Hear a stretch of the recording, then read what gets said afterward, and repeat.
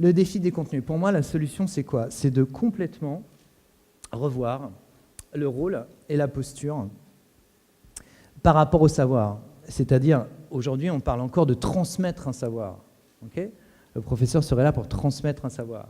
Et voire même le manager serait là pour transmettre un savoir. J'étends à d'autres configurations où on est censé accompagner, par exemple, des jeunes managers dans leur progression, dans leur développement. C'est l'idée de transmettre un savoir. Cette terminologie-là, à mon avis, est très 20e siècle.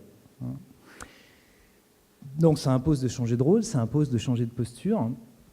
Et en particulier, un truc très important, souvent les étudiants disent « Oui, mais alors, bon, par exemple, si vous faites ça, ça va donner quel résultat ?» Moi, j'ai toujours la même réponse. La réponse, c'est « J'en sais rien ».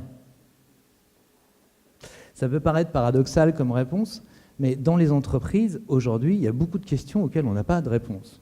Et c'est là que les études arrivent, c'est qu'à mon avis, la seule posture raisonnable aujourd'hui, c'est de se dire « J'en sais rien, je vais tester ». Voilà. Et en ce moment, on a un certain nombre de recherches sur cette posture test and learn. Il y a beaucoup d'entreprises qui disent on teste, on expérimente, mais qui ne le font pas vraiment. Donc à mon sens, la seule posture raisonnable par rapport au savoir en construction, c'est de se dire en fait, j'en sais rien, je vais essayer. Et donc, qu'est-ce qu'on peut transmettre à des étudiants aujourd'hui? Je pense qu'on peut déjà transmettre cette posture qui est une posture d'humilité, une posture de curiosité, une posture de test. Par contre, il y a des méthodes pour faire des tests. Voilà. On a déjà vu des expérimentations en entreprise qui menaient à rien, tout simplement parce qu'elles avaient été faites n'importe comment. Okay.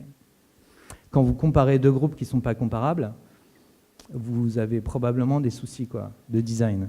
Donc il y a des méthodes pour... Alors il y a une culture du test, mais il y a aussi des méthodes pour expérimenter et tester. Donc c'est là où je dis que les deux défis sont complètement liés, c'est-à-dire qu'à partir du moment où on n'a plus de savoir à transmettre, parce que tout simplement il est en évolution constante, la seule chose qu'on peut transmettre, c'est vraiment une posture de curiosité, d'humilité et des méthodes de test.